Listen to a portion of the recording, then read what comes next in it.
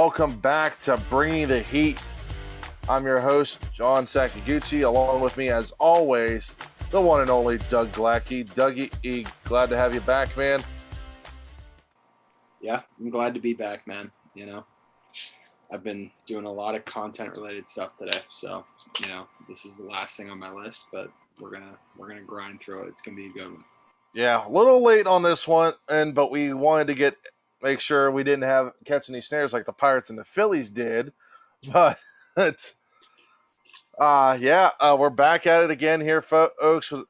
With we're gonna go over what happened with the Pirates in the past couple of weeks, and yeah, it's been craziness since that July 31st trade deadline, or July 30th trade deadline, excuse me. But first, it's been about a month now since that went down. But Dougie, we have to talk about it anyway, and that's with the Pirates prospects. All but two have signed now, and we talked about this on my radio show. And if you guys missed that out over on Power 92, well, shame on you for 6 weeks. Hats off to Mike Lang. I hope he has a good retirement.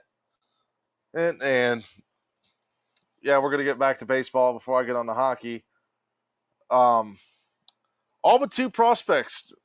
One was a high school prep kid, and the other was a junior college player, and that was Chaz Martinez and Daniel O'Quinoa. Yeah, I mean, it's 2 out of 21 guys, right? I mean, going for 19. 2 out of 20. 2 out of 20, so 18. It's still going 18 for 20 on draft picks. Whenever, the Pirates themselves, they drafted like 5 first-round grade players within their first 5 picks.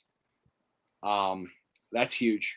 They got all those big guys to sign. I know they were worried about trying to win Bubba Chandler away from Clemson. They did just that. That's going to be a big thing for them, is having a dual threat player in their organization. I'm very interested to see how they utilize him. And, I mean, man, like getting all these guys locked into the prospect system, into this organization is going to be big because,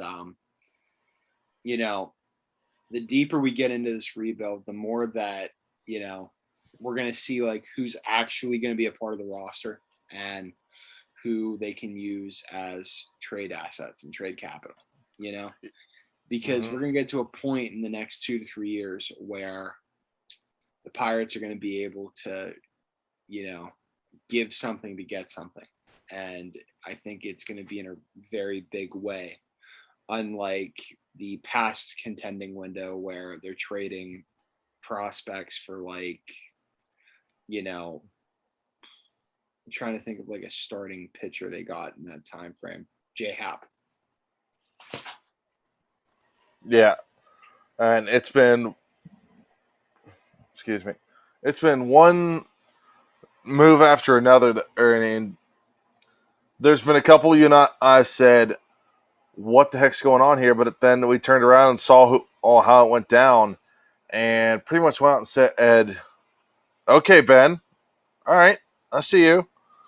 And he did just that right before before the deadline. I'll even go back. So we got to go back pretty much 2 weeks ago now.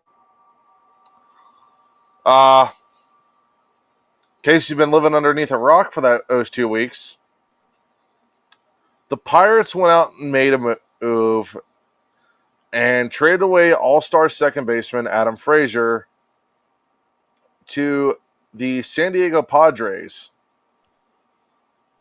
for 4 prospects. Yeah, this was an interesting trade. A lot of people thought they were going to be able to get more, but they got quality.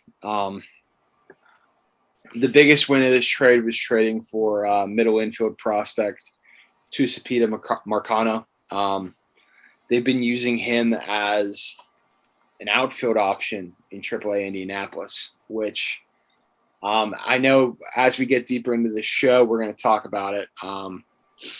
It's rather interesting that they're trading for some of these infield prospects and working them out as outfielders, because we've talked about it before. Your middle infield of the future is going to be Nick Gonzalez and O'Neill Cruz. So try and work those guys in as corner outfield spots to run with Brian Reynolds in the long term, because, you know, the only other outfield guy, the only other big outfield prospect that they have right now is Travis Swaggerty. And, you know, there's a lot of question marks around him, you know. And who knows, is he going to even be around whenever the next contending window comes up? Because that's a guy that Ben Cherington did not draft. It's a guy Ben Cherington did not develop, you know? Yeah, that's one of the last drafts that I think Huntington had. I think it was the last draft he had. That was the last draft that Neil Huntington had, and that was their top prospect. So the Steelers, you can already tell where my mind's starting to go, folks. The Pirates' old regime had drafted, and you gotta wonder. We talk so much about Mitch Keller being the last casualty. It makes you wonder: is it really going to be Mitch Keller? Or is it going to be Travis Swaggerty? Thing is, though, like Travis Swaggerty isn't going to be a casualty. You know, if they trade him, or if he isn't on the roster, it's probably because they got something out of him that can help them win at that current moment in time, rather than, you know, Mitch Keller just flat out not working to the point where he's probably end up getting DFA'd within the next year. Right. You know, I don't really know like what's going on with Swaggerty right now. I know he had big surgery and I think he's out for the rest of the year in AAA. But you know, I think that's just a guy who is going to be a good contact hitter. He's not going to be able to hit for power. He's just going to basically just fill a spot as a left fielder, you know?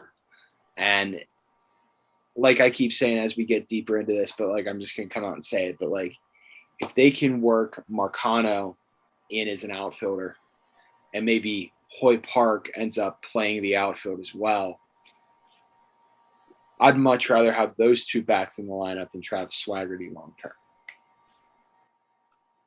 Yeah, I agree with that. And that's another trade we're going to talk about here. Was the next day after, the day after, or they traded Adam Frazier. The Pirates go out and make another deal with the New York Yankees as they trade Clay Holmes and get two infield prospects. And you brought up infield and prospect Hoy Park. The other one was Diego Castro, who's been and Castro's already made his debut in the majors with the Yankees. But it has also been in, I think, developing very well all throughout the minor league system over there in New York. The way this guy shot through their system was kind of a surprise to a lot of us. I went back and looked through some of his stuff, and I can see why they called him up so quick. He's definitely going to be a big bat not a power hitting bat, but that consistent and contact hitter that the Pirates have desperately needed in the lineup. Looking up some of the stuff here. Let's see here.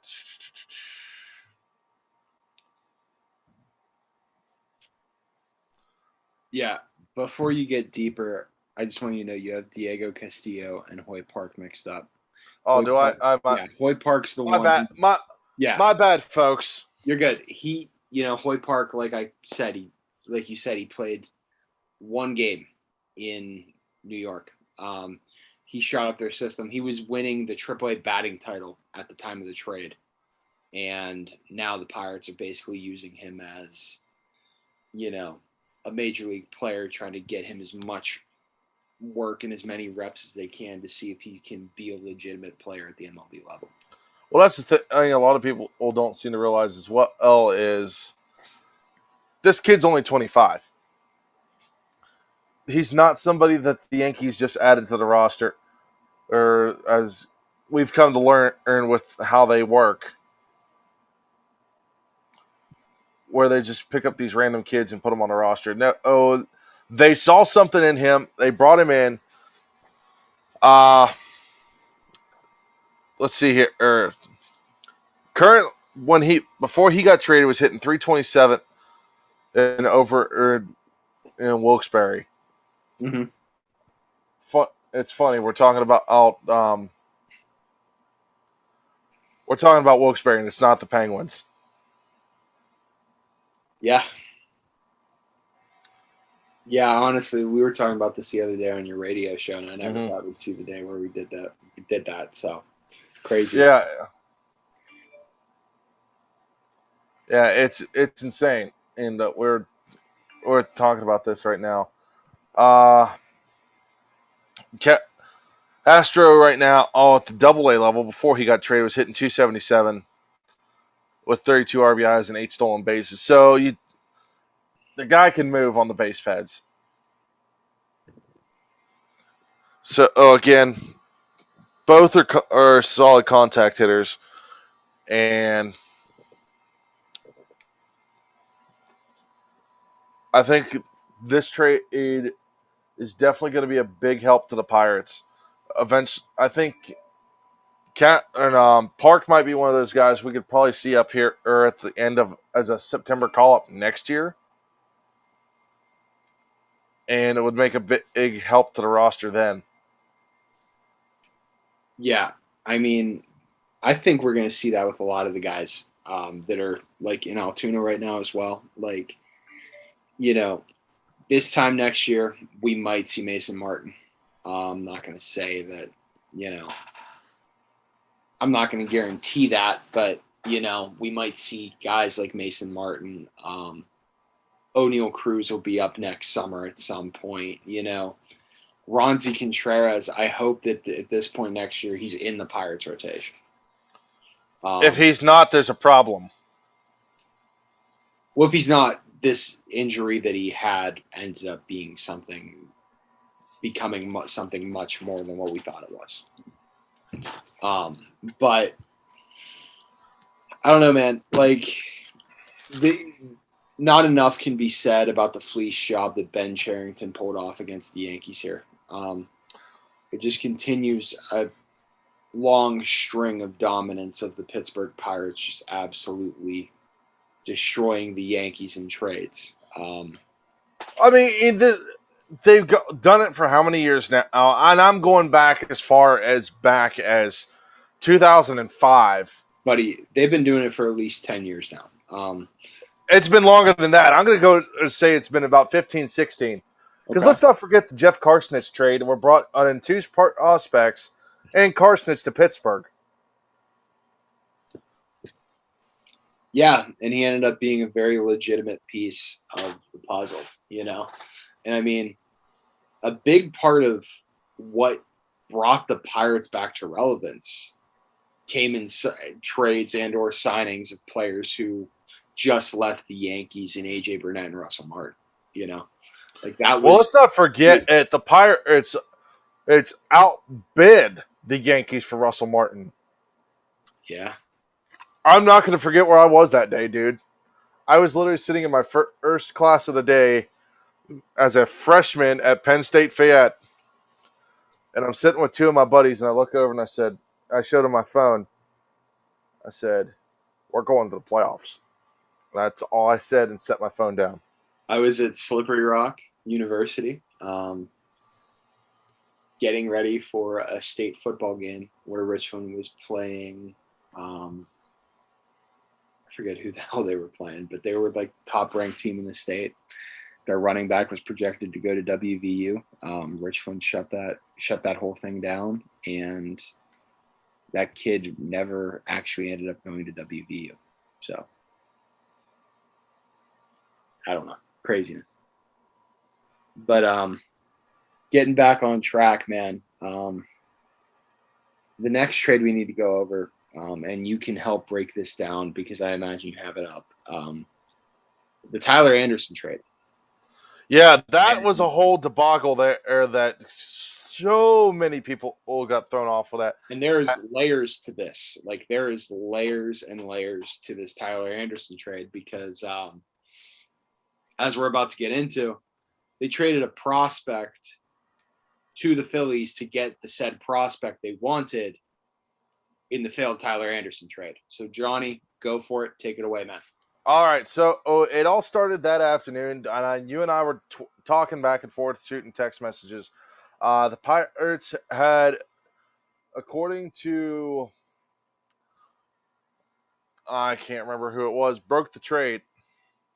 And I think it was John Heyman broke the trade. And it said that the deal had been confirmed, it had been ready to go, blah, blah, blah. About 6 o'clock, we get a tweet that Tyler Anderson was still in a Pirates uniform throwing in the bullpen. And that about 10 minutes after that, the trade came back or a tweet came out that the trade had caught a snare and was null and void. So Anderson was not walking down the hallway to go join the Phillies locker room that afternoon. About 2 o'clock the next morning, the Seattle Mariners announced off of their Twitter, and John Heyman also tweeted this one out, that the Pirates had traded Tyler Anderson to Seattle for catcher Carter Benz and Hakeem Tejada. So, Benz, another pretty good catcher, hitting 298 right now, at between low A and double A baseball. I guess Tejada just made his pro debut, a professional baseball debut, in the minor leagues. He's been spending some time over in the Dominican League. Had a little trouble getting over here. Once they finally got everything cleared up, he's last time I checked, he was sent to, I believe it was Bradenton. No, they sent him to the Florida Coast League, where he's playing down there with the current first-round draft pick of the Pirates, Henry Davis. Yeah. So I imagine those guys are going to probably rotate a little bit so they can get, not just to keep them fresh, but also to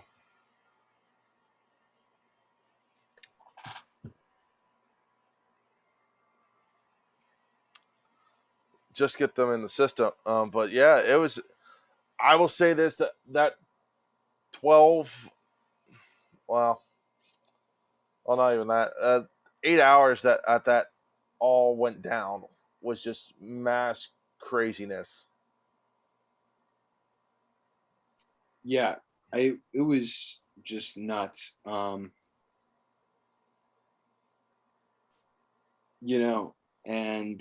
the exciting part about this trade is Carter Benz slots in to the Pirates' top 30 prospect list at number 30. Yeah. And, like I've been saying to you and I've been alluding to with other people, it's the fact that Ben Cherington inherited an organization where the only depth chart, the only shining star on the organizational depth chart they had was Jacob Stallings, who was currently their catcher at the MLB level. He has, over the past calendar year, literally over the past 8 months, he has thrown in so many capable bodies at catcher, not even including drafting Henry Davis first overall. And that's the nice thing is like, and like I keep saying with pitchers and things of that nature, is this the catchers, a catcher will be the most valuable trade asset you could ever find in it. You know, it's the same thing as like having a really good goaltending prospect in the NHL, especially when you're a contending team who already has their, catching problem sorted out. You could maybe dangle a Carter Bins in a trade or one of these other catchers in a trade, knowing that you still have Jacob Stallings on your major league roster and that Henry Davis is your guy, like help fill out the starting rotation, help fill out the bullpen, help fill out whatever you need to fill out whenever a good 85 to 90% of the guys that are supposed to be up here are up in the major leagues and getting ready to go into this contending window that they're about to embark on. Yeah. And it's going to be, I think probably the next 2 to 3 years is probably going to be a very wild ride for the Pirates. I'm not going to knock them. We might get. I think what we're going to get with the Pirates is like we did for that first month and a half of the season. And I think you know what I'm talking about, Dougie, where we had this solid play by the Pirates that we were all convinced that they were probably going to end up being in a playoff contention. And some way, somehow, all this team was doing. I don't even know how you would word it, but it was all just a red herring that we bought into it. We all did. You and I'll be the first to say that we did. And I think if we had Colin on here, he would say he did too, because we all talked about it and we're like, holy smokes, these guys are going to be good. And then it just fell off from there. But I think what we're going to see in that first month of the Pirates, and that's going to be start being longer than a month and a half. It'll start being 2.5, 3.5, or it ends up being to the point where that team's going to go into the All-Star break being one of the most dominant forces in Major League Baseball. And then it's going to just snowball. Yeah, I think that, they're going to have a collapse year or two. And like I've told you before, Derek Shelton probably isn't going to be their manager in the next contending window. He's the bridge guy. Yeah, I don't see him being capable of making the decisions that are needed to, coach a winning baseball team or a team that has a winning culture. Because there's some stuff right now, like where you'll watch a game and, like I'll just come out and say right now, like the fact that we're still being force-fed Kevin Newman at this stage in a rebuild where, you have Rodolfo Castro, Hoyt Park, Tucupita Mercado, so many other guys that are in your minor league system or just flat out on your major league roster that are more deserving of playing time than Kevin Newman. I'll even go as far as saying put Cole Tucker there if you have to, because the big thing is I think it's WRC plus. Kevin Newman has the worst WRC plus in MLB history, apparently, this season. And, he's not getting any bat on the ball. Like, he's not hitting. He's not making good contact with the ball even. The only reason that he's really still in the lineup is because he's so good defensive. It's literally a Clint Barmas situation without the playoff contention. Yeah, I'm looking at it right now. You have so many different guys right now that you could literally call up from AAA Indianapolis.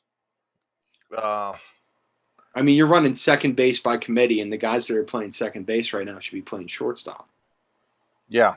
It gives you an opportunity to maybe bring up Michael Chavis from AAA and try him out and see if he can get the power stride back at the MLB level. Yeah, and you got all these different guys down at AA too that you could probably end up calling up to. I don't know, man. There's very few guys at the AA level that I would even touch right now just for the sake of their development. Yeah, you got a point on that one. Because like my big thing is like they still need to mix in like guys that are still like part of the MLB roster, like Polanco and Colin Moran and guys like that, just to like fill holes because like you don't want these young guys to peak too early. You know what I mean? And um, the big thing is like also, I mean, I know that every you go anywhere else except for here, you're not gonna hear anyone else say this, but like I very much would like them to be terrible for one more year. I would Thanks like for an, I would like another year of a top 5 MLB draft pick. well, you and I had this discussion on Friday, and we looked it up, and the Pirates have the fourth worst record in baseball right now. The only three teams that are worse than them are the Arizona Diamondbacks, the Baltimore Orioles, and I've drawn a blank. I think I Marlins. said, yeah, Miami. That was your third. Pirates are sitting in at right now. Oh, if the season ended today, the Pirates would be getting the fourth overall pick in next year's draft. Now, here's the thing: the Pirates lose two more games, and I think I saw, if Miami wins one, Johnny, they're not Pirates going to have drop to to tank third. for him. What? They're not going to have to tank for him. I Yeah, know. Well, hold on. I know who you're talking about. I don't think the viewers know who we're talking about in yeah, this. they're not going to have to tank for Kumar Rocker. Um, you know, the Mets didn't even make an offer to him because he didn't get medicals done on his elbow or his shoulder. They saw something in his medical record, I guess, that is so drastic that they did not want to make that investment and take that risk. I just got done doing my hockey show, and we talked about the Rangers, and the guy we had on doubles off as like a Rangers and a Mets YouTuber. So like I was asking him about this before I jumped onto this because I knew what I was going to get myself into. Um, and he said it's really a cat and mouse game right now. It's like trying to figure out who's right. Are the Mets right in them saying that there's something severely wrong with Kumar Rocker's arm, or is Kumar Rocker and Scott Boras right in saying his arm's perfectly fine and he's going to go pitch and play independent baseball this next year? And then just goes out and blows everybody away, and they're like, "Well, we screwed up." But here's the thing, Johnny. If he just takes the year to go like train or whatever it is, we know that there was major structural damage to that elbow. Mm-hmm. You know, um, but and my big thing is like I don't think that the Pirates drafting Kumar would be conducive to success. Like, yeah, it would be a great starting pitcher to have, but you got to think of it this way: they drafted Henry Davis below slot value, and that allowed them to get all those first round grade guys in the middle rounds and in the first and second round compensations. Yeah. You know, and I think that they'll just take an athlete that they think is fit for their system, sign them below slot value, and continue to reload the ranks by drafting college talent like Ben Cherington was doing this past year. You know, Yeah. And if we go back and look, Ben Sherrington drafted, I think, all but four players were drafted out of high school. out of college, you mean? Out of college, yeah. Yeah, Excuse me. Four yeah. I mean, players were out of high school or junior college. yeah, and you got to think of it this way. Think about some of the big guys he drafted for the Red Sox.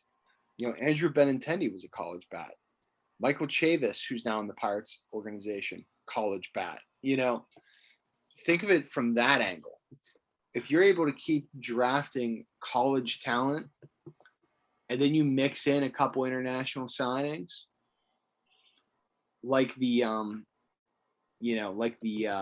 Red Sox were able to do, you're well on your way to having an absolute just unit of a team.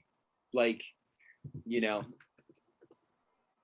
the Red Sox, they had a great mix of just young talent that they drafted out of college. And then like you develop a guy like Rafael Devers that you signed as like a teenager out of the Dominican Republic. You develop him to be a key piece. Very similar to what the Pirates have done so far with O'Neal Cruz. Right. I like it. I like where they're at. I think that they're on the right track, but last time I checked, Johnny, we still have like 2 or 3 trades to go. Yep, and I'm getting to the next one. And can I just pop the Braden Ogle trade right now? That's the next one I was getting ready to do. All right, so beautiful, just masterful asset management by Ben Cherington here. In the proposed Tyler Anderson trade to the Phillies, they were supposed to get catching prospect Abraham Gutierrez. That trade fell through, obviously, and they settled for a trade with Seattle where they got catching prospect Carter Benz and another player. Ben Cherington woke up the next day and said, I am not satisfied with this. I'm going to trade a prospect that isn't my own prospect in Braden Ogle. He's Neil Huntington's prospect. He's a AAA relief pitcher. He's probably not even going to make it to the MLB. So I'm going to trade him to the Philadelphia Phillies for Abraham Gutierrez. And once again, and Cherington has turned something out of nothing. Yes, exactly. And this is why I keep saying to you, like, a lot of the Neil Huntington guys that are on the 40-man roster are going to be purged in the offseason. Like DFAs right and left, random trades, things of that nature, because almost all these guys are going to be Rule 5 draft eligible, and they need to be added to the 40-man roster.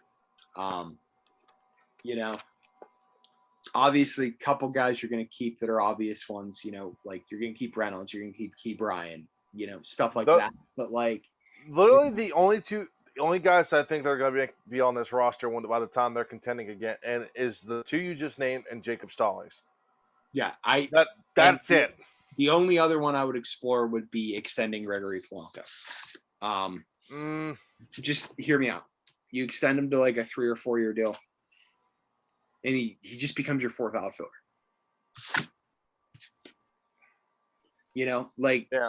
Think of the San Diego Padres. They have the highest paid 4th outfielder in baseball, but every time you put Will Myers in the lineup, he has the potential to do something great.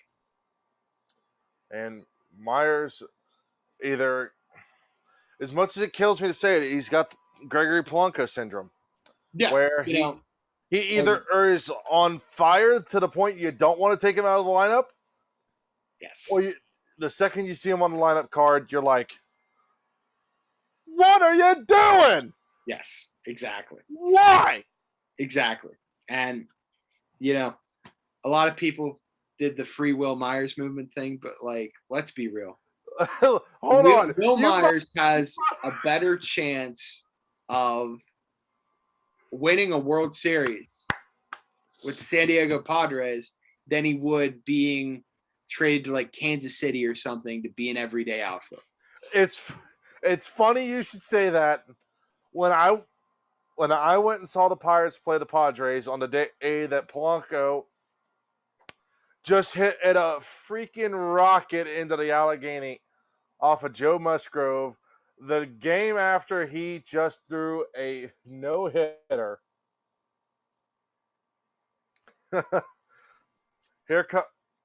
All I see in right field sitting on the Clemente wall are nothing but Free Will Myers signs. Yeah, I know. They were all over the outfield. They were right up the line to get next to me. Craziness. It was great. I laughed the whole time.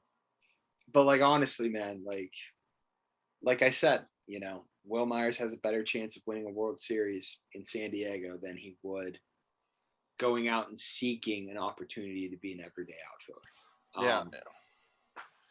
And the thing with Polanco is you're going to have a lot of Dominican-based players coming up through your system. Why not have Polanco there to show them the ropes and be that positive influence to help them at the big league level? So, in other words, what you're using him for is pretty much what Marlon Byrd was brought in for. Literally, I know it's a hockey analogy, but we need Gregory Polanco to be Matt Cullen. We need the glue guy. We need the clubhouse guy. We need the locker room guy. What we need is the Billy Guerin guy, the guy that came in and told you what to do. And pretty much. But I mean, honestly, man, I think they need to just sign Polanco to an extension. I mean, he could have been so much more than what he is. I won't disagree whenever somebody would walk up to me and say the Pirates ruined Gregory Polanco. They did. But they should also reward him for sticking around. I think that it's it's something he needs to wear as a badge of honor, that he's like literally the only player left that was on the playoff team. Yeah, pretty much. He's aside from Stephen Brault, who was a rookie at the time. Yeah, but he wasn't on the roster. Like, he wasn't on the playoff roster, So Fair enough. He needs to wear that as a badge of honor. I think that that's a big thing. I would want nothing more than 3-4 years down the line for us to be in a big playoff game and Gregory Polanco to have his moment being announced as pinch hitter in like the bottom of the 8th inning. Bottom of the 8th, the runner at second, and he just hits a rocket down the line. Not even that, but have his moment with the fans as they're about to advance to the NLCS or something. Or that's what wins them the ring. Don't play these games with me, Johnny. It's too late at night to be talking about emotional stuff like this.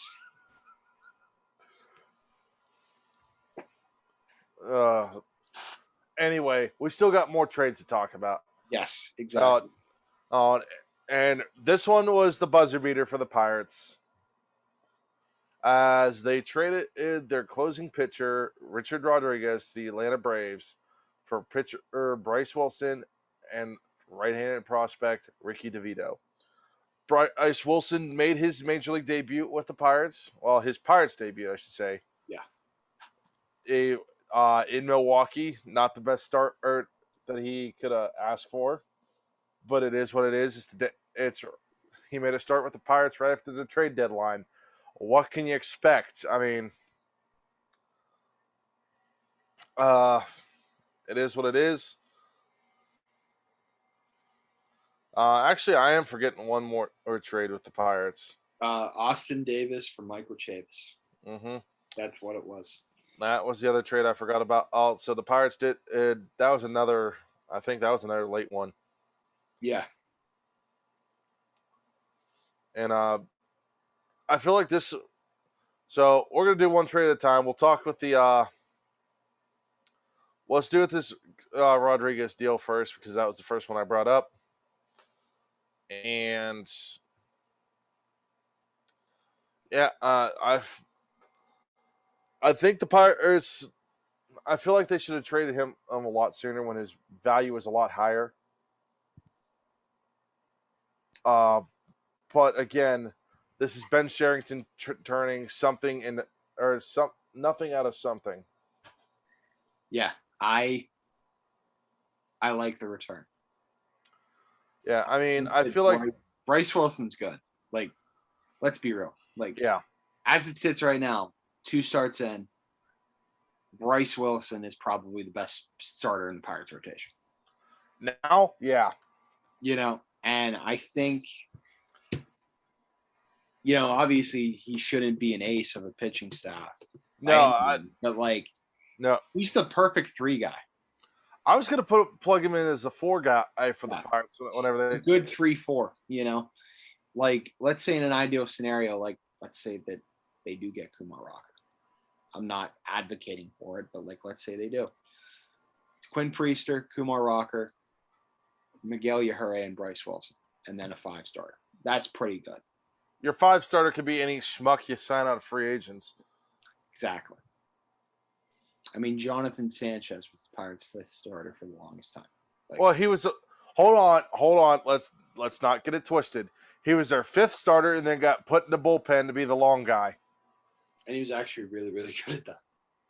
He was better at being the long reliever than he was being the 5th guy. Well, that's right, because him and Vance Worley flip-flop roles. Yeah, because initially they put Worley in the bullpen and Sanchez is the 5 guy, and then Clint Hurdle went, "Well, I screwed up. Hold on." Yeah, I am moving on to the next trade. The fact that you're able to get Michael Chavis out of, out of Boston, out of Austin Davis is nuts. You shouldn't have been able to get a return out of Austin Davis at all. Yeah, there should have been no reason we got this trade happen, but behold, once again, yes. Ben Cherington, and I've said it once, I've probably said it 100 times on this show already, has gone out and taken nothing and turned it into something. Exactly. Michael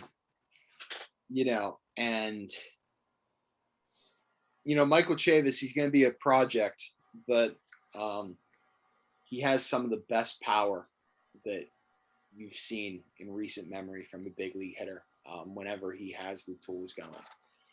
We're talking about a guy that would hit it off over the green monster in Boston and onto the street. Yeah, and that's no easy shot, and that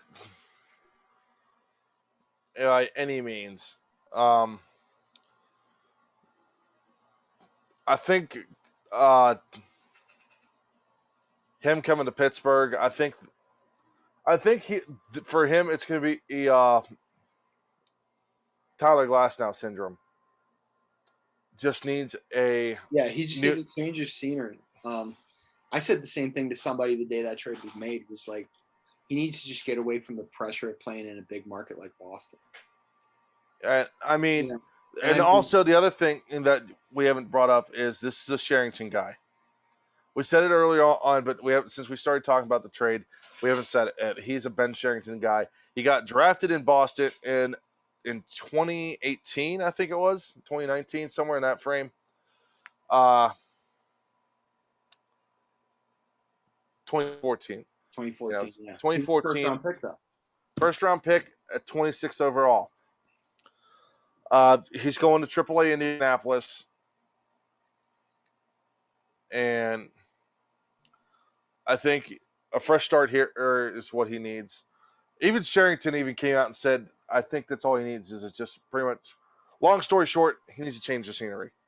Because what's going on in the Boston system just isn't working for him. Yeah, and I think, it's a lot less fan and media pressure here in Pittsburgh rather than in Boston. And, I can say what I will about, a certain side of that spectrum, but, we're not going to go there. No, we're not. But a lot of what he'd deal with here instead of Boston would be very minimalized.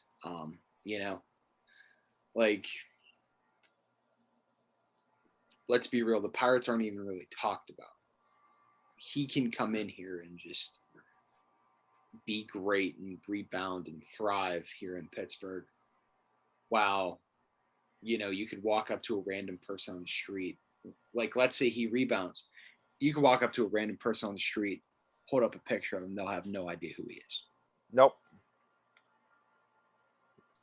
So, where you and I a little bit different because let's be honest, Dougie, I go to minor league baseball games. I could probably point out Kevin Newman in the crowd. I mean, dude, it's the only reason that I'm doing this with you. Like, let's be real. That's the whole.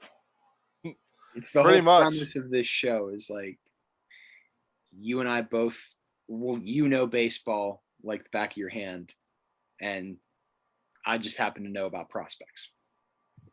Yeah, and literally that's what I think this show is going to end up working out pretty well.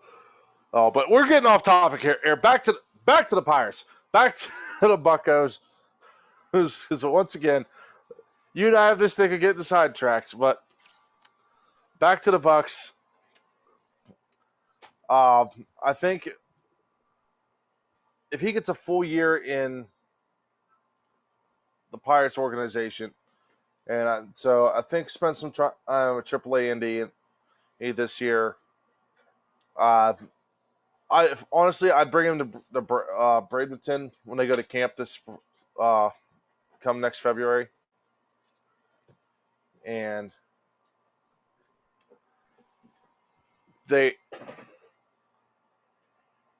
whenever they come to camp this February, and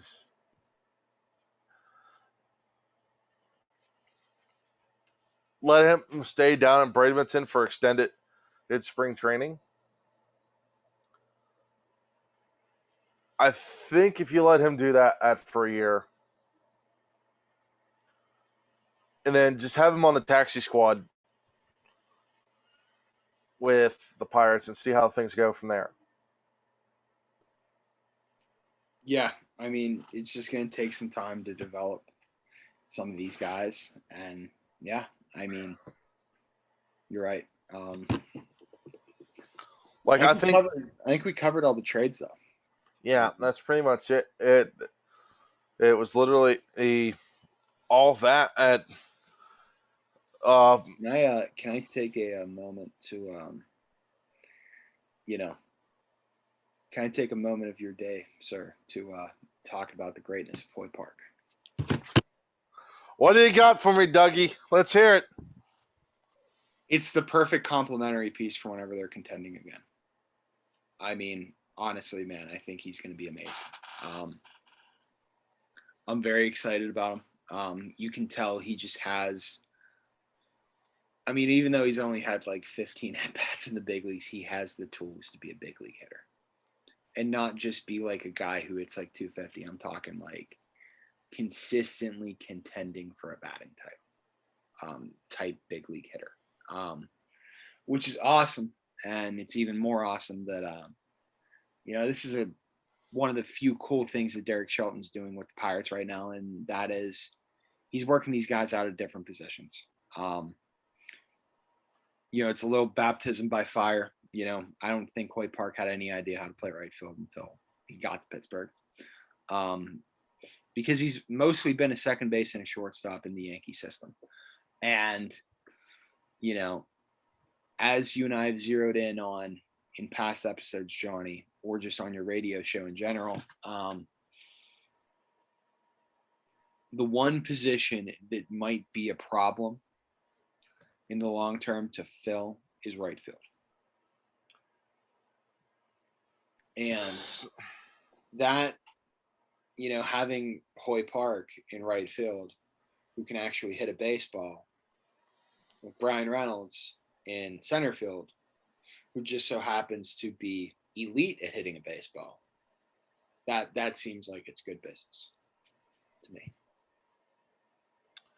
Yeah, for me, that makes the most sense to bring that guy into the Pirates organization, and I don't know if it'd be this year. I'd say that's probably a next year thing, or at least, well, it's either or they bring him up next year, or they bring him up as a September call up. Oh, he's been playing, John. Well, that shows you how much baseball I've been paying attention to. He's hit like 7 doubles already. Wow. Again, I've not got a chance to actually watch some of the Pirates stuff lately. I'm looking at some, and here's the thing with the Pirates is I feel like every day that I look at my Twitter feed, the Pirates have made some sort of move, whether they're calling somebody up, sending someone down. And this weekend was no exception, as the Pirates optioned down to AAA Phillip Evans, DFA'd Eric Gonzalez. Don't get it mixed up with Nick Gonzalez. That is the wrong player for that. Activated Colin Moran. Added Anthony Alfred to the 40-man roster. And I don't know what this is here. I'm going to have to look more into this. And this is coming from MLB's website. Traded second baseman T.J. Rivera to the Phillies. Yeah. I think they just basically traded T.J. Rivera just to make room for people in the minors. Yeah, because all I can see is the Pirates got cash back for it. Yeah, that those are those random little trades that just pop up on a transaction ticker after the trade deadline that you have no idea happened. They're literal footnotes. But yeah, sometimes those footnotes end up becoming a whole paragraph, though, Dougie. I know. Interesting, actually, great move in Eric Gonzalez being DFA'd by the Pirates. As I have been alluding to, the farther we get into this, the sooner we're going to have to say goodbye to some familiar faces. And same thing with Phillip Evans going to AAA.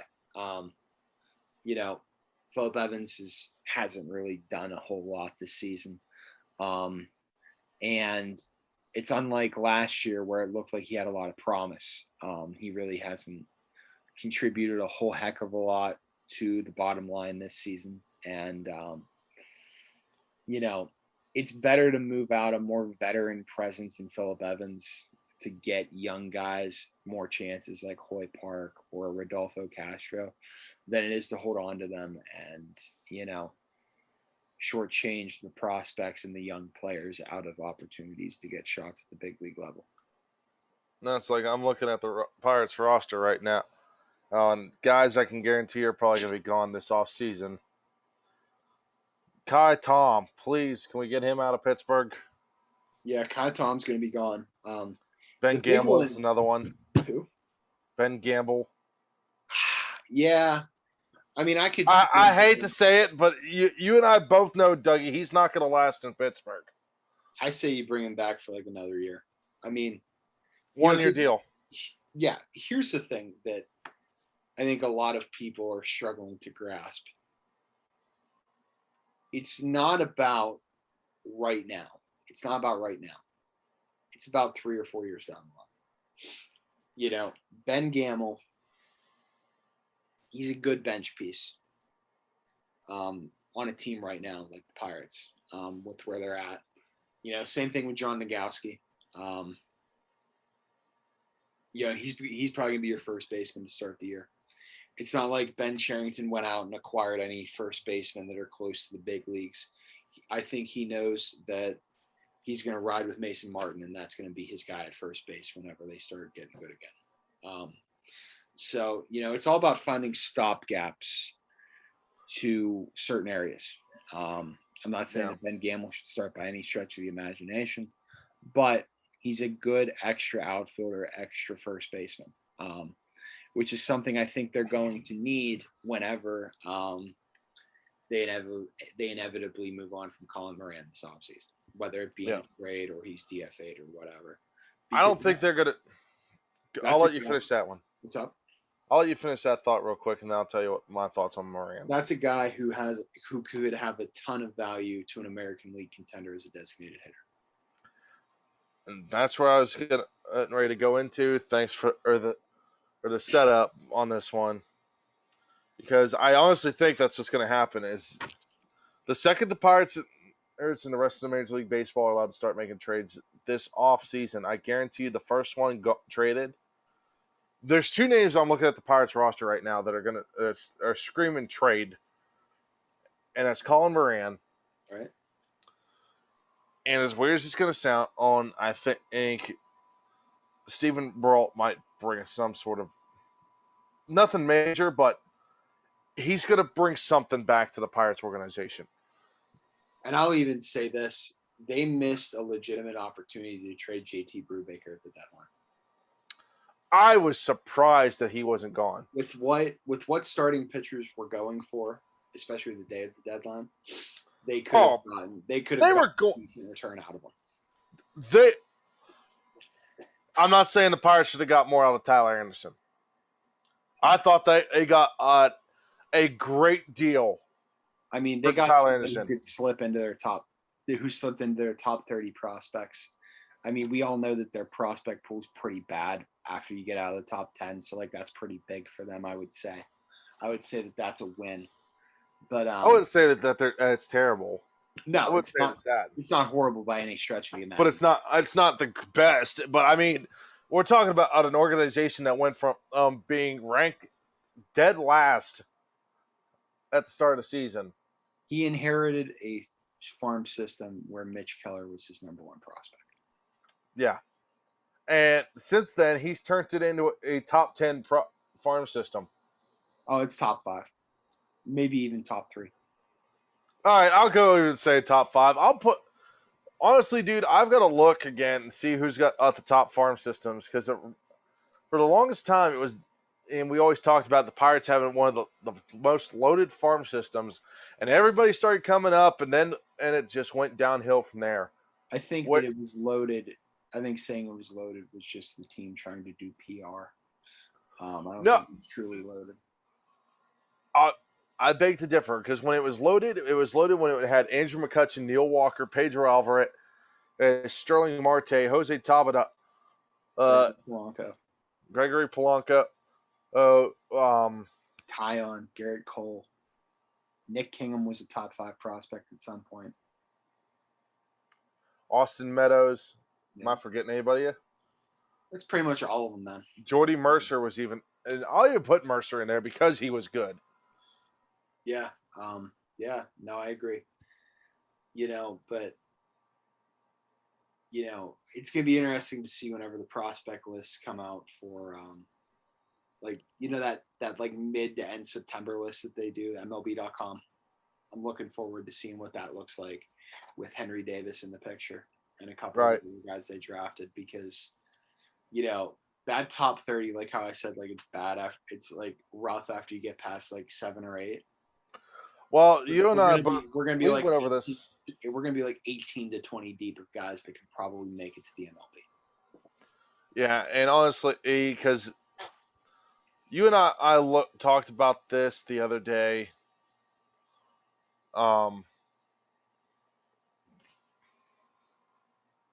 Some of the guys that are like on that top 10 list. Literally, we said 1, 2, and 3 could go in any order, whatever way you wanted to go with it. And it was one of those things where we were just like,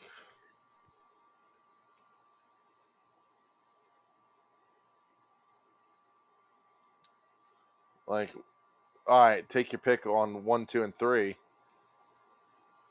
Yeah, I mean, if you think about it with whenever Henry Davis gets into the fold, you could say any of the 4 of, Henry Davis, Quinn Priester, O'Neal Cruz, or Nick Gonzalez could be your number 1 prospect at any point in the day.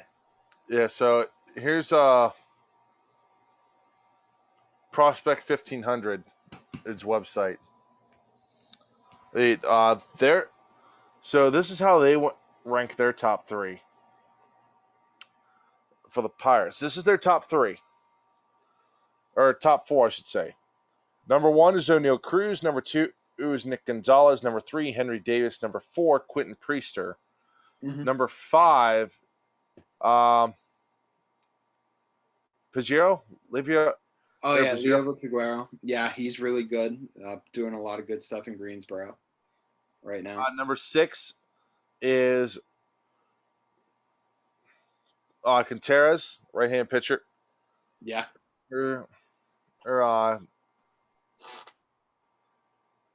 Maldinsky, it's number 7. Mm-hmm. Number 8, Anthony Solomito. Oh, so this is one with the actual new prospects. Yep, this has the new prospects in it. Number 9 is Tajir Thomas. Tanaj Thomas, yeah. Tanaj Thomas. Okay. And your number 10 end prospect is Miguel Algieri. Yeah. You're right. From the Yankees. Dude, Travis Swaggerty being out of that top 10 is scary. That's nuts. Here you go. Oh, your number 11 prospect is Rivaldo Castro. Rodolfo, okay. 12 is Hudson Head. Yeah. Okay. You forget about him because, like, I'll make a comparison to the old regime. Like, remember back whenever the Pirates prospect list was so loaded, and then, like, you saw Colton Kane right in the middle? And you're like, all right, this guy can be good. He can do a lot of good things. And then, like, he kind of just gets lost in the shuffle. Yep. It's kind of like what Hudson Head is right now, in my opinion. Yep. And here's your boy. Here's Ben's boy, number 13, Mason Martin. Number 14, ready for this one? And this guy, I think, is going to be a big hit in Pittsburgh whenever he gets here, is Bubba Chandler. Dude, yeah, I can't wait. Whenever I saw he had, like, the Joe Dirt mullet, I was like, this is my guy. Like, this guy is going to be a big hit in Pittsburgh. And that's the guy who's the switch player. Yep. Yep. That's gonna be great. So 15 is Escato. Okay. Currently at low A ball. Number 16, Jared Jones. Okay. Number 17 is Marcano from the Padres that we got in the trade with the. That's a spicy meatball for me, Johnny, simply because he's currently ranked on the MLB.com rankings as the number 7 prospect in the Pirate system. That's before they add the draft guys in. So the fact that the draft guys in made him slide 10 or 11 spots, that's good That's stuff. something. That's real good stuff. Your number 18 guy is Calvin Mitchell. Okay. And here was the last draft pick from Huntington, Travis Swaggerty at number 19, was dropped 10 spots since January. And I don't think it's that he's sliding or anything. Maybe the injury has a little bit to do with it, but, like, let's be real, man. There's just so much talent coming into the organization, whether it be through the draft or trades. Well, here's what it says. Here's what Prospect 1500 says. Okay. Is Swaggerty got an aggressive assignment to Indianapolis and got off to a good start until he injured his shoulder and was lost for the season. Yeah. That's what the footnote says. Yeah, and I mean, let's be real. It was a challenging spot for him to be in because, he was still going on the Neil Huntington coddle them, like, trajectory of going through the minor leagues. He was going through that Cole Tucker, Kevin Newman type trajectory where he doesn't get up to the big leagues until he's like 25 or 26 years old. Now, rather, he's still fairly young. I think he's like probably like 22, 21 or 22. And 22. 22, and he's playing at the AAA level. And he held his own. Like, that's saying something. Obviously, he's still going to need more time in Indianapolis after the injury, especially coming off of the shoulder. That's tough, especially for an outfielder. And here's my thing. I'm not trying to add the pun to this, but he's got a bit of a swag going for him up there in Indy. And he's from a couple of the games that I've watched on MLB Network or a buddy of mine let me use his minor league baseball app to watch a couple of games. He doesn't look bad. He looks like he's got his head on his shoulders and is controlling the at bat for himself.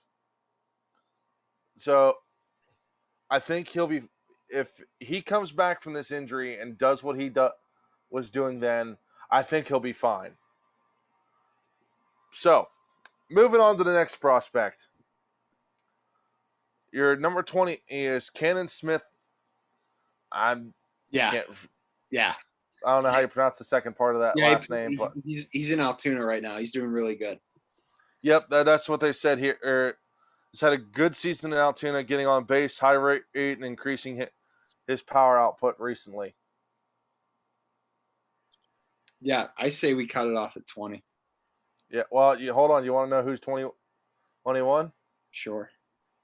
Lonnie White Jr. Okay. All right. Buddy. I'm looking through some of these, and literally two of the guys that the Pirates added at the trade deadline are right there at the bottom of the top 30 prospect list. Yeah. Like, I'm looking at. So hold on, we were talking about Hoy Park. You want to know where they have him ranked right now for the Pirates? Where? 40th. We also got to keep in mind he's an older guy. Fair enough. I'm looking at some of these guys' names on here. Some even the honorable mentions that are right there. Yeah. But yeah, those guys are. I'm looking at all these, and I've seen some of these names. Even Max Krennic's on here. Huh. Yeah, I figured it would be because he's still young. He's still like a prospect. He still hasn't like fully graduated to the MLB yet. Was ranked 42nd in the Pirates organization, has jumped up 9 spots since then to 33. Okay. That's not bad, man. That's not bad. So a lot of these guys got some work to do. Other guys are just figuring out the system.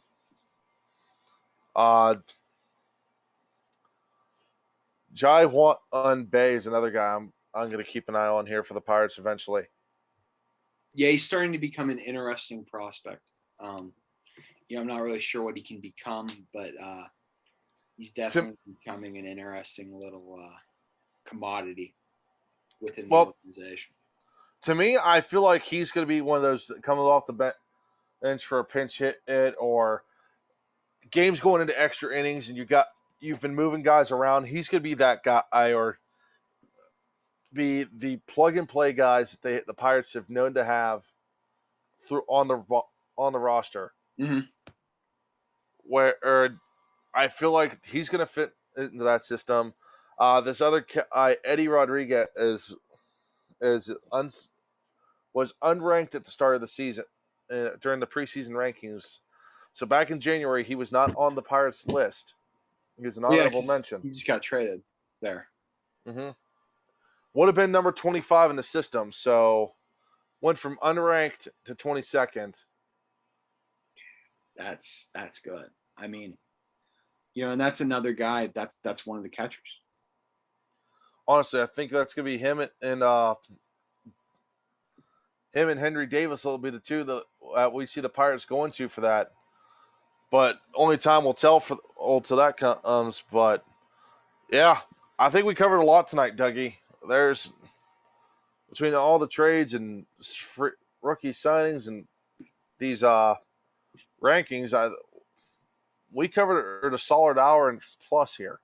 Yeah, we really got into it, and the reason that it took so long is because our schedules haven't necessarily lined up until this evening at 11 o'clock at night.